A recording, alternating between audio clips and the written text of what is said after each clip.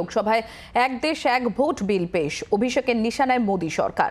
সংবিধান সংশোধনী বিল পেশ করবে বিজেপি সরকার। এক দেশ এক ভোট বিলে মানুষের নিয়মিতভাবে ভোট দেওয়ার মৌলিক অধিকার হরণ, এই অধিকারই সরকারকে দায়বদ্ধ করে।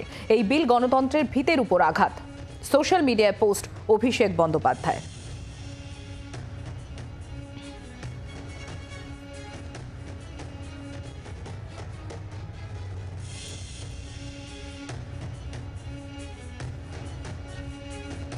লোকসভায় এক দেশ এক ভোট বিল পেশ, অভিষেকের নিশানায় মোদী সরকার। সংবিধান সংশোধনী বিল পেশ করবে বিজেপি সরকার। এক দেশ এক ভোট বিলে মানুষের নিয়মিতভাবে ভোট দেওয়ার মৌলিক অধিকার হরণ।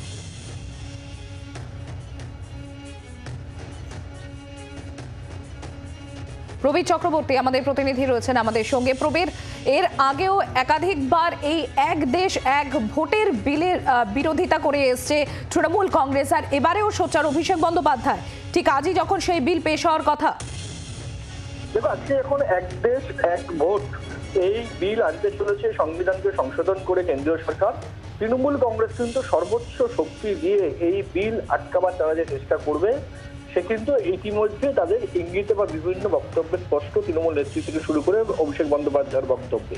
এবং আজকে যখন বিল পেশ করা হবে, ঠিক তার আগে অভিষেক বন্দ্যোপাধ্যায় কিন্তু আবারও হুঁশিয়ারি দিয়েছেন যে এই যে অ্যান্টি ডেমোক্রেসি এবং পাশাপাশি দাঁড়িয়ে মানুষের যে গণতান্ত্রিক অধিকার সেটাকে হত্যা করার যে প্রচেষ্টা, তার বিরুদ্ধে কিন্তু বাংলা লড়াই করবে, বাংলা যে চুপ করে বসে থাকবে না, সে কথা কিন্তু অভিষেক বন্দ্যোপাধ্যায় হুঁশিয়ারি দিয়েছেন কিছুক্ষণ আগে। এবং পাশাপাশি দাঁড়িয়ে তার বক্তব্য, যেটা একটা এর মধ্যে একটা এজেন্ডা রয়েছে, একটা গুপ্ত এজেন্ডা রয়েছে কেন্দ্রীয় সরকারের বা বিজেপি, সেক্ষেত্রে দাঁড়িয়ে বারবার ভোট, বিধানসভা, পৌরসভা, লোকসভা বারবার ভোট হলে মানুষ যেমন তার গণতান্ত্রিক অধিকার প্রয়োগ করার সুযোগ পেত, এবং সেক্ষেত্রে দাঁড়িয়ে সরকার তাদের বিভিন্ন কাজকর্মের জবাব দেওয়ার ক্ষেত্রে অ্যাকাউন্টেবল থাকতো, সেই সমস্ত কিছু কিন্তু হত্যা করার একটা প্রচেষ্টা চলছে।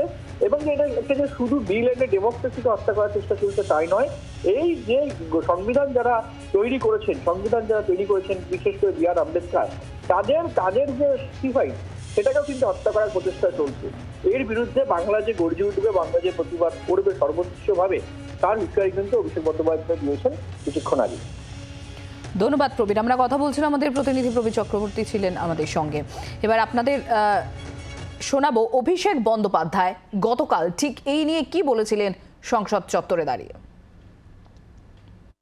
पहले तो ये चीज़ है, आप सबको समझना चाहिए कि जो वन नेशन वन इलेक्शन लाना चाहता है, बंगाल जैसा स्टेट में उनको 8 दफ़ा में चुनाव कराना पड़ता है। झारखंड जैसा छोटा सा स्टेट में 2 दफ़े में इलेक्शन कराना पड़ता है। जो एक स्टेट में 8 दफ़ा इलेक्शन कराता है, वो वन नेशन वन इलेक्शन की बात करता है। ये उनको शोभा नहीं देता है। भाई पहले आप हर स्टेट में आप एक साथ चुनाव कराता है, केरल में, असम में, बंगाल में। केरल में 1 दफ़ा में होता है, असम में 1 दफ़ा में होता है, और वो भी कोविड के टाइम पे, जब कोविड का सेकेंड वेव पीक पे था, और 8 दफ़ा में बंगाल में चुनाव कराते हैं। आप पिछला चुनाव देख लीजिए, लोकसभा का चुनाव 24 में कितने दफ़े में हुए? 7 दफ़े में चुनाव हुए। ऐसे अगर चुनाव आप कराते रहेंगे, फिर वन नेशन वन इलेक्शन की बात करेंगे, लोग हंसेंगे। আজ 12টার পর আইনমন্ত্রী আর্জুন মেঘওয়াল এই এক দেশ এক ভোট বিল পেশ করতে চলেছেন। আর তার ঠিক আগে তৃণমূল কংগ্রেস সাংসদ সুদীপ বন্দ্যোপাধ্যায় তিনি কি বলছেন শোনাবো আপনাদের।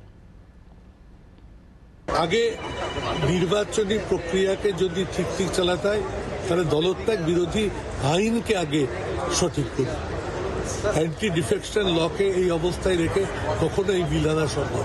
তো যে কোনো সরকারকে গতিচ্যুত করে দেওয়া, পুল ডাউন করে দেওয়া, শাসক দল বর্তমানে যারা বিজেপি, তাদের মূল খেলা, এর পিছনে একটা লুকায়িত এজেন্ডা আছে, যাকে আমরা বলি হিডেন এজেন্ডা। আমার দীর্ঘ অভিজ্ঞতা বলছে এই সরকার ক্রমাগত আমেরিকার পদ্ধতিতে এরা প্রেসিডেন্সিয়াল ফোরাম অফ গভর্নমেন্টের দিকে এগোচ্ছে। আমরা সে কারণে এই বিলকে বিরোধিতা করব সর্বতভাবে। ফেডারেল স্ট্রাকচারকে শক্তিশালী করা যদি সরকারের উদ্দেশ্য থাকে, তাহলে এই বিল তারা আনবে না। এটা এমনিতেই বিশ্বাস করে ডবল ইঞ্জিন সরকার, এমনিতেই তারা রাজ্যের নির্বাচিত সরকার ভেঙে দিতে অভ্যস্ত। এগুলো আমাদেরকে মনে রেখে এই বিলকে আমরা বাধা দেব। বাংলার আওয়াজ, বাঙালির আবেগ, জি 24 ঘন্টা।